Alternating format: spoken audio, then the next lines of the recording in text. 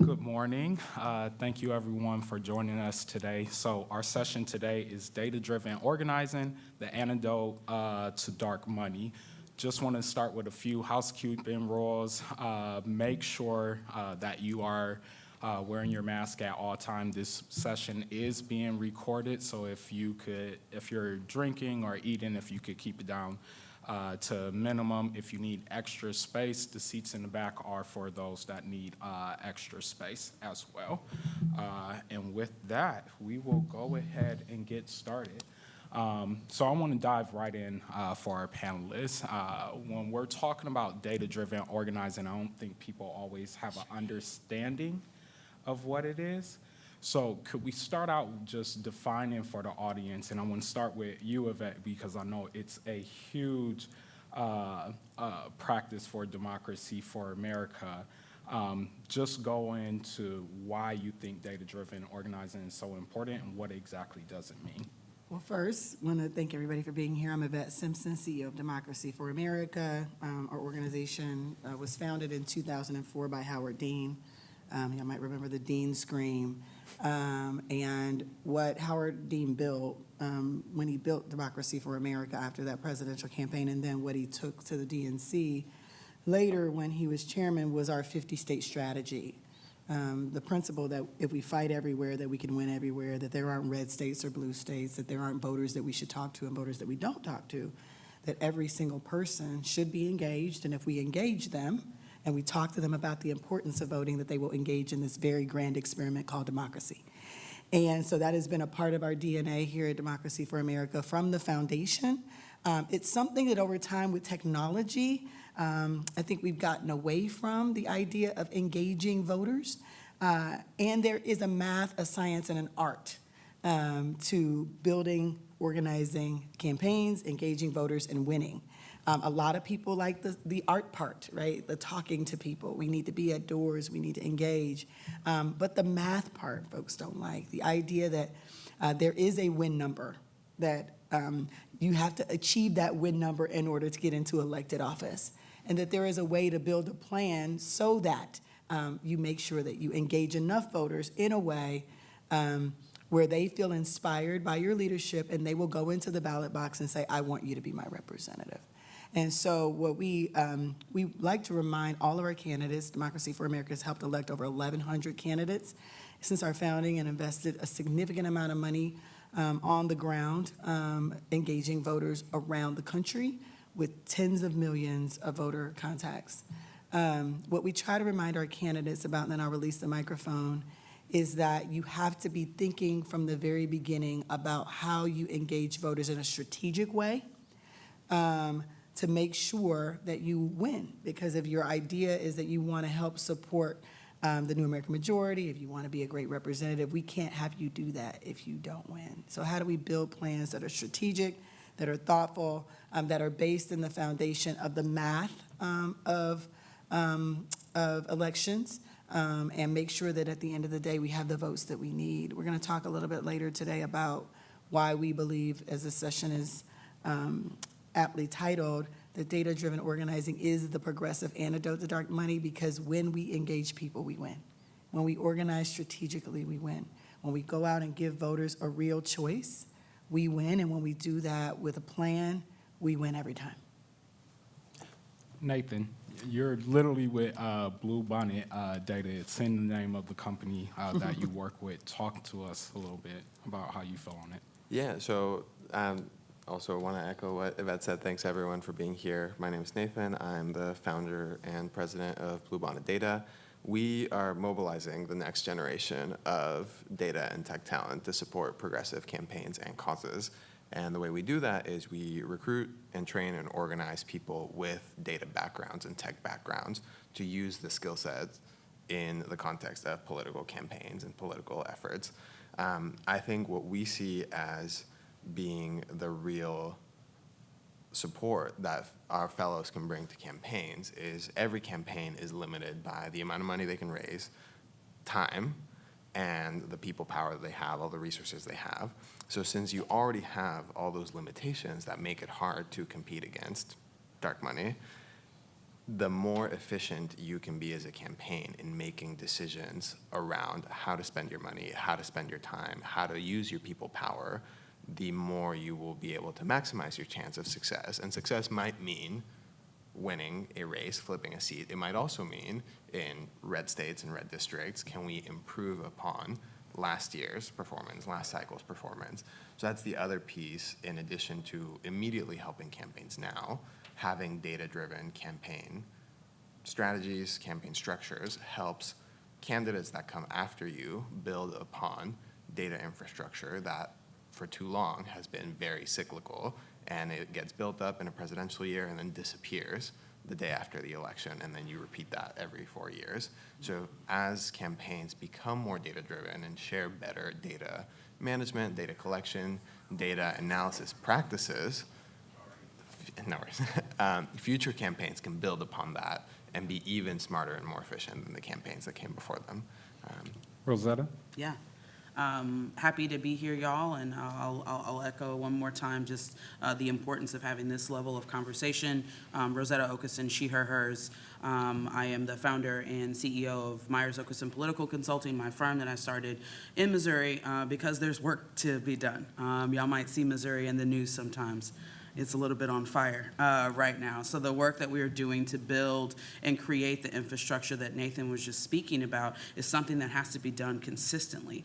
If we are not working backwards from election day and figuring out how many days, how many hours, how many people we need to have conversations with, and how many times do we want to chat with them or do we want to move messages through them, then we're doing it the wrong way. You know, often people get this idea that there are lots of shiny, distracting objects that happen, you know, during a campaign where you are not focused on your message and how to reach voters, right? Voters have one question. Their disengagement is not based on whether they want to participate in democracy, but they just don't always quite believe that the people that are running are actually going to do something for them. And so it's important that we are mindful of their habits, going to them, reaching them at their doors, reaching them at their mailboxes, if your campaign allows it, reaching them on TV, you know, but our goal is to have a true, authentic conversation and having candidates that actually want to talk to voters, that enjoy speaking with people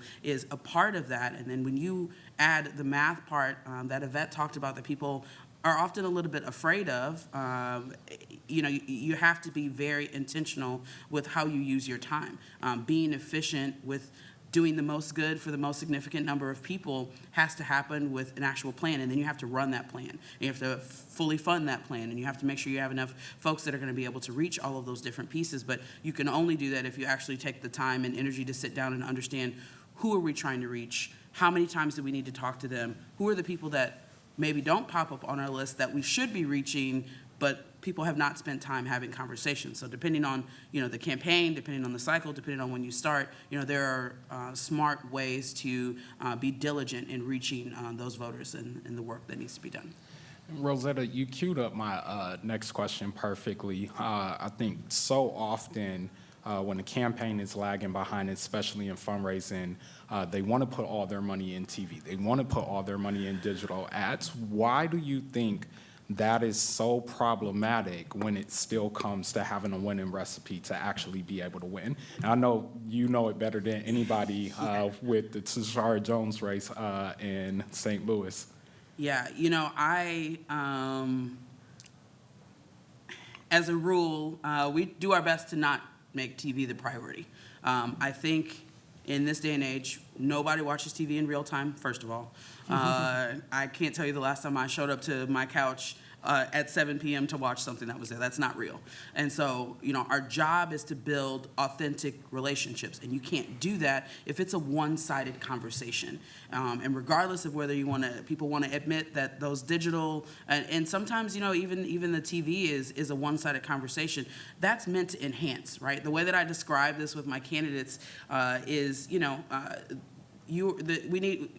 the work that we do on campaigns is like makeup, right? We're enhancing, right? But we need a face, right? You need a conversation that exists. We can't put makeup on nothing, right? So we can't put eyeshadow on if we're not having conversations and we don't know what color people like, right? It doesn't work in that way. And so, you know, if you are willing to have this level of conversation with folks, you have to be very smart about it. And TV is like a shiny, like distracting object at times, but it doesn't always move the needle like it used to because people are not watching TV in real time. And so if we're hoping to reach them before Election Day at the right moment for them to feel that, we have to show up to their house. We have to have a rally that's accessible to them. We have to send them mail that is interactive and that is going to be beautiful, so that way you take the 15 seconds to take it in. But that is all based off of the conversations that you have by knocking doors, the conversations that you have by seeing where people are clicking through on your emails or your ads or whatever might be a part of that. But you've got to do that piece first, and then you can get to the shiny stuff. You know, it's like eating your vegetables before you get dessert. Before we move on, I want to come over to you, Yvette, and then go over to you, Nathan. When we're talking about the science of it and why it's so important at the very start, you can always slash the budget. We know oftentimes, unfortunately, field does get slashed. But why is it so important to getting that science right at the very beginning to let that drive your campaign? Well, because, you know, and I coach candidates. I was a candidate. I was an elected official. What the candidate decides is the priority. And so if a candidate says, we're going to raise $2 million, the entire staff is focused on $2 million. $2 million does not guarantee you a victory. It is a number. It's the wrong number. The right number is how many voters do we need to engage and convince that we are the person that should represent them. So what I do, which you've heard me do very often, a candidate will say, I'm interested in support from Democracy for America. Our goal is to raise $2 million. How many people do you want to raise? And they say, let me talk to my team. We haven't thought about that yet. You're running an election. The only number that matters is the number of voters that you're gonna. So when I start to train candidates from the very beginning, that if they make that number the important number, every member of the team is working to that number. And so I start to kind of condition candidates every call. How many voters have you engaged? I don't want to hear your fundraising number.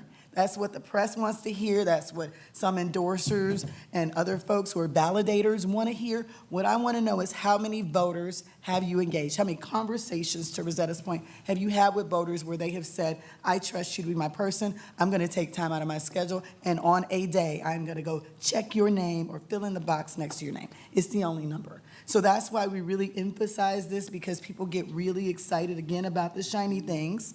They don't focus on the thing that is the most important, and we need to reprogram from the very beginning, particularly in progressive races, right? In progressive races where we're gonna get outspent, where dark money is often gonna come very late.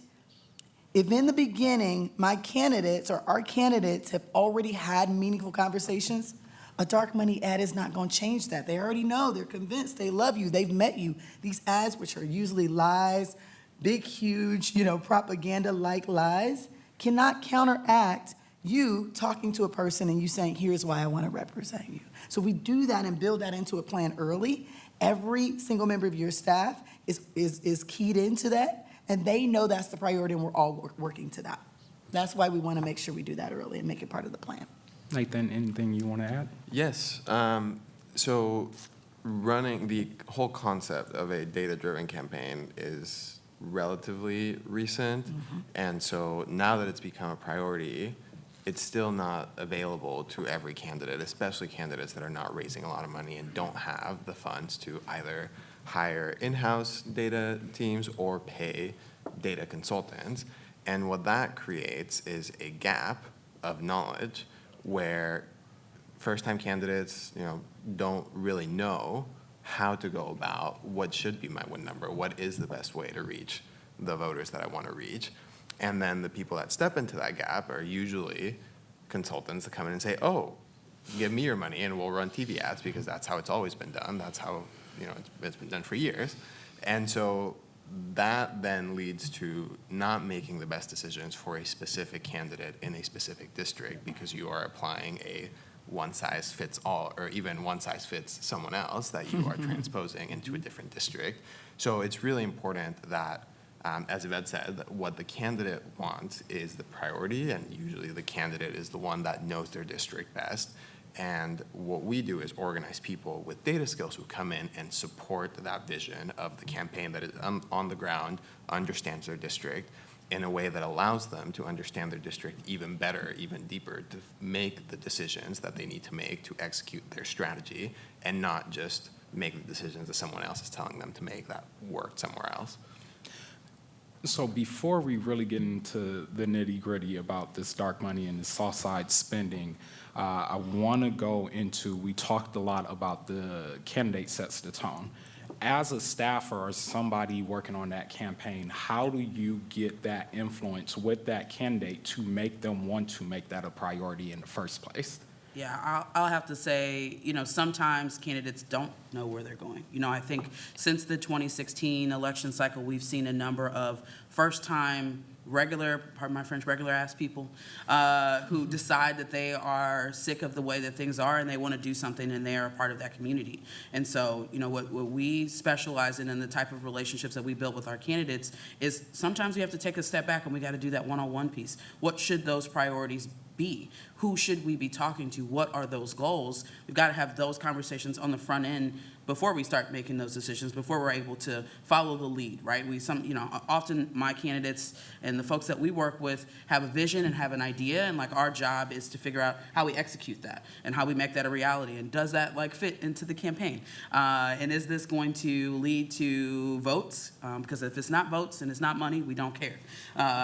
Those are the things that are most important, and we only care about the money so that we can get to more voters. Mm-hmm. And so I think making sure, as a staffer, as a team member, as a person that is creating the strategy to have these important conversations, we have to look at things from a 30,000-foot view to see all of the different pieces that might move a little bit during the campaign, because no 2 days are the same, which is great, but also no 2 days are the same, so that is a little terrifying. But having those frank and honest conversations and working with people that are open to those conversations and figuring that out together, I think is the sweet spot that I've found for our team, for our firm, the last almost 6 years. We focused specifically working with candidates that can learn a little bit, that have never run before. If you know everything, then we're probably not the firm for you, and that's okay. But our goal is to figure out how we do the most good for the most significant number of people, and you can't do that unless you're having open conversations about it. Yvette, Nathan, anything you want to add, or did I cover everything? Yeah, I think it's important to remember that data is not a campaign strategy, right? You can't just input a bunch of numbers into a model and then it's going to spit back out, oh, this is the person that should run, and this is what they should say, and this is how they're going to win. Data and data analysis can help campaigns make better decisions, make more informed decisions, be more efficient in their strategy, but it has to be led with a vision of where the campaign wants to go.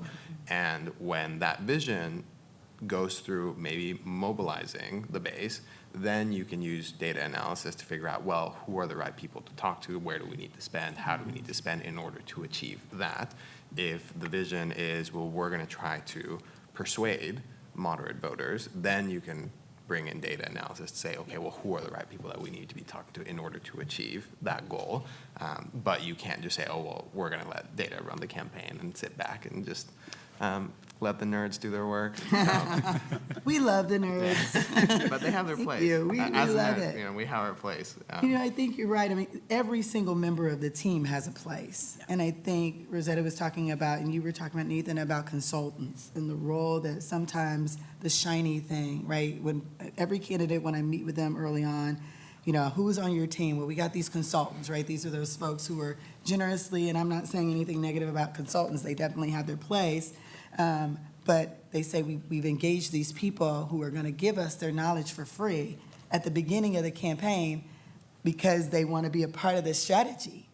But part of that is because the expectation is that you're going to spend money at the end. When I ran my race for mayor, I had all these consultants, and they were like, I'm like, oh, you're going to tell me what to do, and then come media time, my media consultants are like, we're doing TV right. I've been on this with you for 12 months. I was doing that because we were supposed to be doing TV. When the strategy shifts, then your consultants are like, so what I tell candidates all the time is start with your vision for what you want to do before you start adding a lot of consultants who might really want to see you win and also might have a reason that they're giving you their free time early on. And build that strategy around, again, the engagement of voters. And then once you've got the vision and the plan, then figure out the tactics and the strategies that you need to get there. Don't start with the tactics and the strategies, because then that will guide your campaign down a road that may not be the winning way. And then you end up spending a bunch of money and the result ends up not being so great. I agree that money is important and it needs to be put in the right perspective, in the right place. Data is important and it needs to be used in the right way. And so, we're hammering this home almost because we feel like there is kind of a generation gap of new leaders and folks who just don't have this knowledge and how important it really is for us to make sure that we're doing this work. I want to just comment that Nathan talked about the gap in resources. One of the things that DFA as a partner brings to the table is, the databases that we have, the information and infrastructure. We provide that for candidates early on who might not have access to the van, might not have access to whatever insert data here, because we know that that is the bridge that we need to kind of, the gap that we need to bridge. So I want to diagnose the problem that we're seeing right now. We go back to 2019, thinking about the special election in Ohio with Nina Turner and Shontel Brown. I think that was the first time a lot of us in the progressive movement really got to start to see an influx of cash. And then we get to this year. In the month of May alone, you think about Summer Lee's race right here in Pittsburgh. You think about North Carolina in a couple of races. Over $10.2 million was spent from groups like APAC, DMFI, on independent expenditure ads. Why are we starting to see such an influx in spending, particularly in safe Democratic primaries, when you have a progressive candidate and you have a more moderate candidate? Man, I got a word on this. Go. Here's the issue in the place that we have been. For about 10 years ago, there was a deep conversation and push to get campaign finance laws reformed. Okay? Everybody was like, we can't have this much money moving in campaigns. That's crazy. We have to make it so that there's a cap and there can only be this amount of money that's there. And because that was the push, we've created these super PACs and these independent expenditures, and now we don't quite know where the money's coming from or when it's coming. And this might be an unpopular opinion. I really don't care if there is a limit for a candidate to have a maximum amount from an individual. I just want to know where it comes from the origin. And we can't see that because we waged war on campaign finance laws, and now we're in this situation where we don't know where this money's coming from, we don't know who's behind it, we don't know what their ulterior motive is, we don't see it until it's too late, and sometimes it can have an effect where all the work, all the door knocking, all the voter contact that goes in, it doesn't get the win. It happens more often than it is supposed to. And so, that I think we have to acknowledge that happened before we got to this spot. So it makes sense that we now see this influx of money, this influx of independent expenditures really running the table, because now the money is going somewhere else. Moving money is like moving water, y'all. It's coming through, whether you want it to or not. It will find a different way, but it will find a path. And so I think to prepare for that, you have to start these campaigns early, and you have to talk to voters often, right? That is something that I say over and over again to our folks. In order to combat this, throngs of money that might be spent on TV or 20 pieces of mail. We saw 20 pieces of mail come in Missouri for a race, which was absurd. You have to do that hard work to break through the noise and to give voters something else to compare it to before this money starts being spent. And we're not going to see that change unless we go back to the drawing board on how much money should one individual candidate be able to get from one person. We've seen these campaign finance reform laws change over and over and over again. In Missouri, they changed it December 8th, 2016. It is burned into my brain because our entire strategy had to change in the way that we were soliciting donors in order to get to the voters that we felt were most important and most impacted in the space. But until we decide that we're fine with that dollar amount being whatever that dollar amount is, but knowing where it is, we're going to keep seeing more money be spent like this. Yeah, everything you said, plus, and also, when I got into DFA in 2018, as the federal elections manager, we saw this wave of, as Rosetta said, new, young, not silver spoon, not you were born to be in Congress, group of amazing humans decide that they wanted to run for Congress. And a bartender, substitute teacher named Alexandria Ocasio-Cortez, a Muslim refugee from Somalia, a Palestinian American woman from Detroit, a black woman from Boston, Massachusetts, amazing supermom with a whiteboard from California. These amazing candidates that I had the privilege across the country, and there's so many more, to run. And folks dismissed them. There's no way they can win. They're saying no to corporate PAC money. They're raising money $1 at a time. There's no way they can win. And then they shocked the world and they won. And it wasn't enough for them to win. Now they inspired a whole new generation of teachers and nurses and iron workers, regular everyday people who certain people don't want to see in the halls of power, to build power from people a little at a time and come into Congress and shake it up. And we figured out how to win without corporate PAC money, without significant money, by engaging voters.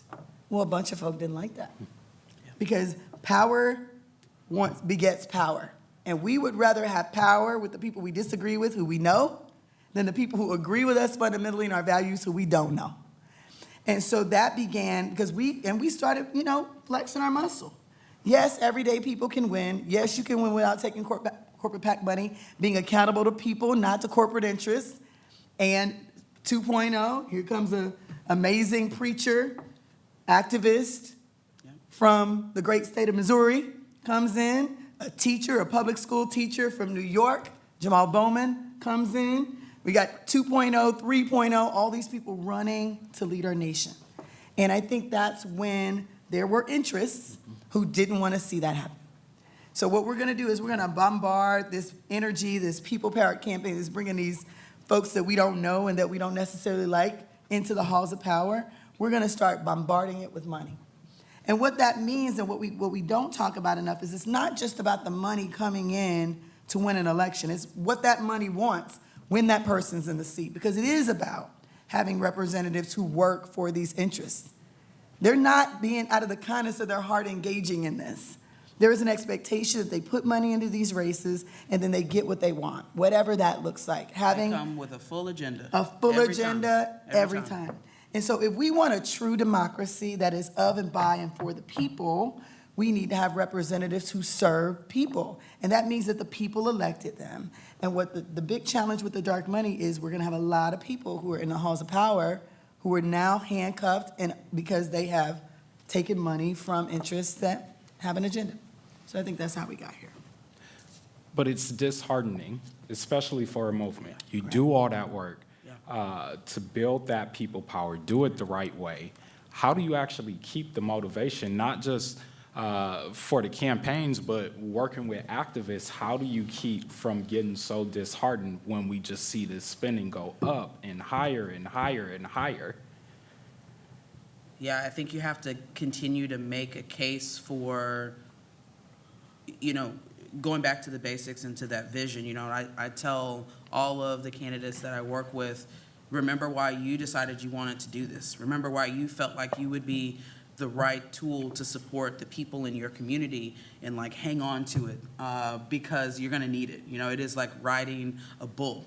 You don't know what that's gonna look like, but if you believe that you are the right person to carry the water for the people and to get things done for them, you have to be able to stay focused on that, and you have to not react. You have to you have to drink water and mind your business. You gotta stay on your plan. And I think people, it's very easy to be distracted. It's very easy to feel like you can't keep doing this. But, our rule is, put your blinders up, okay? We have our plan. We know how we can get there. Are we running our plan? Are we on pace for that. That means that we're constantly looking at our numbers. That means that we're constantly, uploading that data. If someone is super excited and donates to the campaign, are we marking them as a 1 or a strong supporter in the van, right? You have to make sure that we're counting all of those folks and we're reaching out to them and we're growing our volunteers from folks that would show up to be people that lead. It is going to be a sense of this is bigger than all of us, and you have to keep that attitude and keep your head held high. And when you take,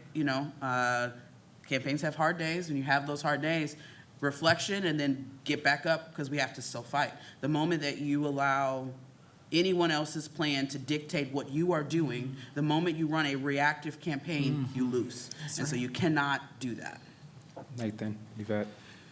Yeah, so I think going back to the core question of why we're seeing this money pour in for candidates that are more than anything seeking to uphold the status quo is thinking of the resources campaigns have, and they can have money and time and people power.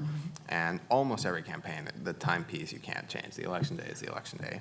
So when these exciting candidates, these younger candidates like AOC, dialed up the people power while also being very, very smart about how to spend the money that they were getting and making every dollar stretch as far as it could. The other campaigns that can't dial up the people power, the only chance they have to keep up is to dial up the money. So I think in order for us to continue to push these boundaries, we have to find joy in continuing to innovate and continuing to try to outsmart the campaigns that just pour money in. And that includes having not a reactive, but a proactive approach to trying out new strategies, using data to figure out quickly what's working, what's not working, and then going with what is working. Yep. Everything like TikTok, things that are coming up that we don't even know what is going to be coming up in the next election cycle, the next presidential cycle. Having the ability to understand quickly with numbers that will back that, what is working, what is not working, is going to help us continuing to push up the people power dial. And I will say, just to cap that off and then we'll move on, the answer to the question is not more money. I think one of the things that's happening in the movement that really is scary to me is we've seen this kind of jump up even more over the last couple of years, and folks are like, well, then we need more money and more ads to counteract their ads, and then we need to, that's never the way that we've ever won. So we're, at DFA and a lot of other organizations are reminding folks that we just need to go back to basics and the fundamentals and the things that work for us and everything that's been reflected here, and do that more efficiently, more strategically, more intellectually, more intentionally. And if we do that, we win. The antidote to dark money is not more dark money. No, it's not. It is not that, because we will always lose that battle. And remember why we're here. It's about engaging voters. This is a representative form of government that we have. The further we get away from the people, the more disengaged they are with the process. And even if we win, we lose. Because we want more people engaging in this, I'll call it the grand experiment, known as democracy, that is literally on life support right now. I run an organization called Democracy for America, and I tease, we might have to put a question mark after our name for the first time in a long, long time. So we have to make sure we double down on the things that have worked for progressives. We can't do what right-wing folks do. We can't do what, we're different, we're unique, and we can win if we do what works best for us. So looking at data-driven organizing, can we talk about the evolution of it? Because I think a lot of times when you hear data, it's like, we got a knock on the door, we got a phone bank, but I think looking at 2022, going hopefully post-COVID, because it seems like it's an ongoing thing, how can data-driven organizing continue to evolve and influence other decisions on the campaign to make sure that everything is running efficiently, even down to how you target digital ads to organize people? Nathan, I'll let you Yeah, go. I can start. So I think the biggest thing that I want people here to come away with is that there is room for data analysis in every campaign. the needs of a presidential race and a U.S. Senate race are different than a school board race, but they can all, in their own way, benefit from people who are looking at the information that is available to them, finding insights in that information, and then applying those insights into their decision-making process to make smarter decisions. And what we do at Bluebonnet is we go and find people who have the skills to find insights from information and who want to volunteer those skills to campaigns. So the same way that a lot of people like to volunteer by making phone calls or writing postcards or knocking on doors, there are people out there that want to volunteer by writing code and doing dashboards and making data visualizations. And there is room for that in every campaign. It shouldn't be the single driving force, but the same way that there is room for people who know and like to raise money and people who know how to and like to knock on doors, there is room for people who know and like to do data analysis. And integrating that into a holistic campaign strategy is the way forward. I love that. Yeah, I think, when you start having conversations with voters and you're keeping track of how often you're talking to them and what their responses are, that's the beginning of you understanding the folks that are there. We try very hard in all districts that we work in to, hire and recruit volunteers that live within that community because they know that community better than anyone else. We're not here to reinvent the wheel. I do not know everything, and I will be the first one to admit that. But I think learning more about the community, learning where people go to the farmers market, learning what highways and what events people are excited about, learning, what concerts people are going to, understanding the full community, what might plague them, what issues might be important, how far do they have to go to get to a hospital, knowing the community in that way and not walking in trying to bulldoze and give your own idea there, but listening very early on is something that strengthens those campaigns. And then you bring those conversations back and you allow that to help inform how often you might need to go here. If you're having a conversation with someone and, you use the word abortion and that seems a little harsh for them, right? Or you reframe and you have a conversation with someone and you're like, your individual rights, how you make decisions for yourself or your body are being threatened, right? Sometimes it is how you change the conversation, but you don't know that until you show up, right?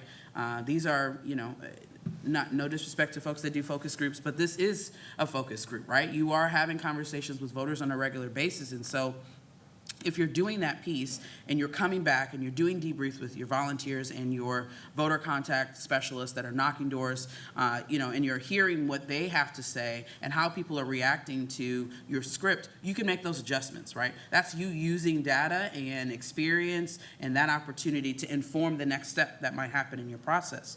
But if you're not talking about it, and if people are just going out, as my grandmother would say, doing stuff just to do it. If you're doing stuff just to do it and you don't know and you're not writing it down, then it's not real. And so it makes it very difficult for you to use that to take the next step in your campaign, to grow, to evolve, to reset, if that might need to happen, if you don't know where you are. It's really important to do that debrief part. Yeah, I just want to say data supports every single part of this. I mean, when we had the race in Cleveland, we didn't see that the opponents on the other side were doing the same work that we do more intentionally. Chantel Brown in Cleveland won based on early ballots that we didn't see. Nina Turner won all of the early in person, and she won overwhelmingly on Election Day. And we got out organized on mail-in ballots. We saw the same thing in our races in Texas a couple cycles ago. So data can help us reach people early and build plans. Who are the people who always or would be better served by mailing a ballot in?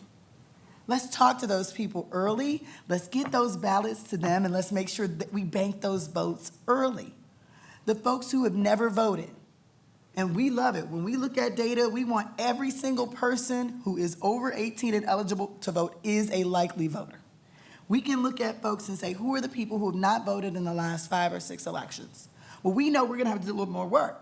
We gotta do some voter education, we gotta engage them. We start with those people early, having conversations. What people would say is you go, you wait for those folks because they may not show up. You start early with the folks because you've got to do, and we've done a lot of this, and most of DFA's infrastructure growth has been invested in not likely voters. And that's a gift we can bring to candidates, because so many other organizations are focused on people who always vote. Well, if they always vote, then we know the strategy. Go talk to them and convince them to vote for you. But what about the people who rarely vote? And we have not expanded as much as progressives or Democrats in the people who would vote if we just engage them. So having data to understand who we're talking to and how we need to engage them early and the different ways we need to engage them is a winning strategy, and we have to be much more strategic about how we do that. I think about how I even started my career working on the Obama campaign, and it was such a data-driven campaign. But now it seems like you don't have as many staffers that are even thinking about that or fully know how to do that anymore. What do you think caused that gap that we started to see less and less staffers, activists, even have that mindset and know how to do it, and how do we get back to that? So what I have seen is that for better or for worse, Democrats have tended to be more candidate focused and Republicans have tended to be more outcome focused over the last decade, 2 decades. And so there were a lot of people who got really excited about Obama and got on, very smart people, got on his campaign, did all this great data work, tech development, and as soon as he won and the election was over, that was it. They were in it for Obama. They weren't in it, not everyone, to build a long-term movement, build the data infrastructure that was going to help the next campaign and the next candidate or the down-ballot candidates that would come afterwards. So what we're trying to do now, and I say we, basically everyone I see at Netroots, is build a long-term infrastructure that doesn't fluctuate and is not dependent on a single candidate or a single cycle. Yeah, I think part of it is, you know, the folks that are staffers and that work on campaigns, it's also still such a new space that's being professionalized. You know, I got into this work in a very unconventional way. I decided I didn't want to be an attorney and I needed a different internship. And I did that internship with OFA, with the Obama administration, their activist group, and kind of learned that there's all these different roles that exist on a campaign. And I think people don't know, you know, like there's scandal and that tells you like some things, but like that's not real. That's not actually how it works, or not on any campaign that I want to be on. But people just don't know that this is a job, that this is a field, that this is work that you can do. And so, you know, part of that work, especially for us, you know, we have cohorts, we have an internship program, we have a fellowship program, we have a part-time associate program, we have, you know, our full-time associates, my staff is here now. You know, we have to build that infrastructure has to exist. We have to get people's feet wet and for them to understand that this can be a career path so that you don't stumble into it because you decided to do something else. Not that there is anything wrong with that, but I think when we are competing and when we're talking about building and thinking about that, we have to give that full spectrum of the opportunities that exist there. And when we professionalize this work and we bring value to it and we pay people a living wage, which Democrats care about, but people are out here running unpaid internship programs. Don't do that. You know, you don't give the value to it that you need. And so people come and they flirt with it and then they leave. And then there's this void that exists. So we have to make it a priority and make it our beeswax to create opportunity for folks to continue to grow in the work. And when you lay that foundation, you're able to hire, you know, from within, you're able to grow, you're able to create a slew of campaign managers, of fundraisers, of digital folks, of data people, of comms folks that come out of that atmosphere because they've been able to see all those different pieces. You know, they need to come together. All those decisions are being made together. And often people are in silos in that space. And if your comms person doesn't know that you all have really great messaging that's been working at the door because you guys aren't sharing that information across the board, then you're not doing it right, right? So you have to, one, build a professionalism, two, make sure that there are lines of communication that are open, and three, make sure that you assign value to the folks that are doing different pieces because they're necessary for the full campaign to work and for people to think about this long term. Right. I think we're at an important inflection point as a movement. because of the things that you said. You know, one, recruiting, training the next generation of campaign staff and giving them the tools that they need. Building, as you said, Nathan, long-term infrastructure within the movement so that we're not starting from zero every single election, and rinse and repeat, and continuing to do that. Just saw the Gallup poll, I don't know if you guys saw it, that said 50% of millennials and Gen Zers do not identify with a political party, Republican or Democrat. We have failed when we have not engaged young people in this process because they don't see themselves anywhere. It's an opportunity for us to get younger people engaged in the process of democracy by, as you said, you know, DFA offers a night school program and training for folks who want to come in. We often are one of the major organizations when candidates are looking for staff, whether that's Stacey Abrams in Georgia or, you know, AOC in New York. People come to us and other folks and say, do you have folks? And we're moving people across the country to run campaigns and get trained up. We need to grow from within right where people are. And we're missing an opportunity with a whole significant, you know, group of young people who, if engaged and given the opportunity to be campaign democracy election professionals, would find it very worthwhile. And we just have to do that as a movement because what we know is that the traditional party system, Democrat or Republican, is not engaging them now. It's an opportunity for the movement to say, yes, we want your energy, we want your insight, we want your intellect, we want you to come so that then you can engage your own colleagues, your own peers in this thing called democracy. And so we've got a great opportunity, and I think, you know, every single thing that happens negative that we think is gonna take us out always makes us stronger and smarter. And what we've seen over the last 2 years with all of this money will make us more efficient, more thoughtful, more forward-thinking, and more long-term. Multi-cycle work is where it's at, and we need to continue to invest in building what that is all about. Yeah, we have to get out of this mindset that this is gig work. It's right? not. It's not. Yes, take December off if you worked all year. Do that. But come back and be ready to start that fight in January. It is not gig work. It is something that has to be consistent. So for the progressive movement, and I know we're getting close to time here, but right now, a lot of people are still standing up those IEs. Is there room, even on that other side, for data-driven organizing to run the approach and allow us to be even more efficient on that side if we are going to go that route until we can put a cap on all this spending? I definitely think there's space to be smart about that. I think that still comes and stems from the conversation that we were just having of making sure that, you know, the other people on the other side of the firewall are folks that have that mindset and have that experience, right? They understand what might be important for you to spend. You know, a number of the candidates that we work on, you know, we are allowed to fundraise into those PACs, but we're not allowed to make decisions as to how the money is spent. And I think having more people, other folks that are smart about where to invest and can see those holes without any conversation, because we're not going to break the rules, nobody's going to jail. You know, being able to be very intelligent about how to reach those voters coming from a field or data mindset is really important. And I would argue that we don't have enough people to run campaigns currently. So it makes it very hard for me to think that we have enough people to then also run independent expenditures in a way that will move the needle in a positive manner. So I think, again, when we're building, when we're thinking about, you know, if you've had your time and you're not ready to rear and herd a candidate, I feel like I herd cats when I'm with my candidates, and they all know this, so it's fine that we're saying this live. You know, I think we have to have, if you're done, you can't do the day-to-day with a candidate, consider being smart and working on an independent expenditure and taking those talents to that space so that work can still be done while we're in this space that exists. Yeah, I think the answer is yes. There's definitely ways to do what is being done already in a smarter way.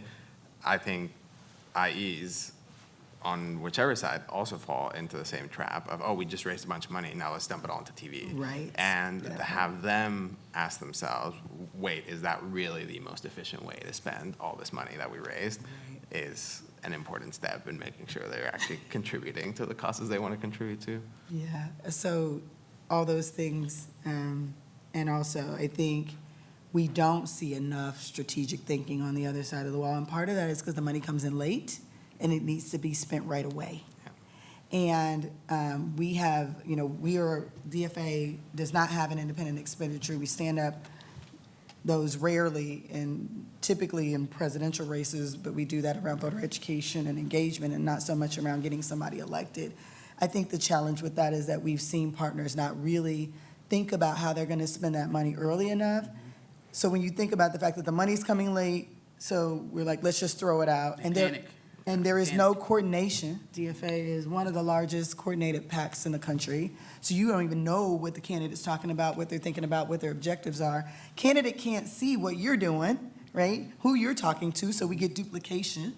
So that's when the voters are saying, I got text 17 times, stop texting me.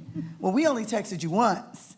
So that's the challenge of the other side of the wall, is that there's no information sharing, you can't do any of it.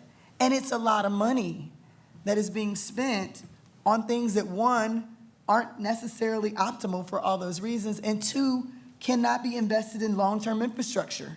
Once it's gone, it's gone. We don't see, maybe there might be now, because we're seeing how this is gonna go, some investment in long-term infrastructure on the other side of the wall, but it packs up in a suitcase and then it goes away. What we're talking about is building long-term, sustainable types of engagement and information so we can use it for the long haul. So yes, I think it's possible. I don't know that we're gonna get there right away because of all of these constraints. Finish this sentence. Progressives win if. They knock doors. If we play smart. If we start early and focus on voters. Progressive movement fails if. People run reactive campaigns. If we run campaigns the way it's always been done. If we think that the antidote to dark money is more dark money, we lose. And so the final question I want to ask, just for everybody in the room, what made you realize that you were falling in love with data and organizing? I feel like we just had like an Oprah moment or something. We just transitioned into something totally different. I love It's it. the scene from Love and Basketball. It is, right? When did you fall in love with hip hop? When did you fall When in did you love? fall in love with data-driven organizing? I think, so I ran away from this work, and some people may not know that. My grandparents worked on campaigns when I was a kid. I've been knocking doors since I was 8. And back then my job was just to take the postcards, the thank yous up to the mailbox and drop them and then come back. I think I fell in love with this work in moving people when I saw that there was an opportunity to actually engage with people and that this was a missed space that nobody cared about. And I think, in my home state, which arguably is a dumpster fire, thank you, Josh Hawley, having bright, shining spots and folks who run for office, like a Trish Gunby or like a Tashara Jones, give you the opportunity to grow and learn and flex and build. And I think without those folks deciding to put their names on the ballot, well, none of us would work. And so part of it is, yes, I'm invested in what's gonna happen next year, but also I believe in these people. And I wanna make sure that their vision and the work that needs to get done happens, and I can do that piece. And I need to make space for other people to learn that they might wanna do that too. For me, it was the people and the energy and enthusiasm that I saw everyone else bring to the table when I jumped on the Beto O'Rourke Senate campaign in 2018 as the first data volunteer. There was a lot more work than I could have done by myself to be done, so I sent emails across the statistics department at college and the computer science department saying, hey, anyone want to join me in being a volunteer for the Beto O'Rourke campaign? Thinking there would be 1 or 2 people that said, hey, I didn't get a summer internship, I guess I'll do this. And I got dozens and dozens and dozens of people writing back saying, this is so cool. I had no idea that I could use my skill set to support a campaign that I believe in. I thought the only thing I could do was knock on doors and write postcards, which are very important, but not things that everyone wants to do. And every time someone would respond and say, wow, this is so cool, I want to do this, that just told me that I was in the right place with the right people doing the right thing. We're so lucky that happened for both of you. What would we be without the two of you in this important movement work? I was an elected official in the city of Cincinnati, and I ran to be the first Black woman mayor of my city in 2017, the year after Trump was elected, which was a really galvanizing year for women across the country. Women of color were running in record numbers. I was already elected, but believed that I wanted to step my game up and lead in a time where we needed more empathetic and compassionate leadership. We won our primary by 11 points. And we did that against an incumbent who outraised us.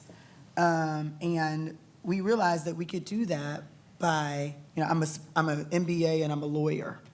I realized that I could, through data, figure out my win number. I could figure out and drive those people. We were able to predict within a very short window what our win was gonna be. And we won that primary by 11 points, and then what's happening now happened to me.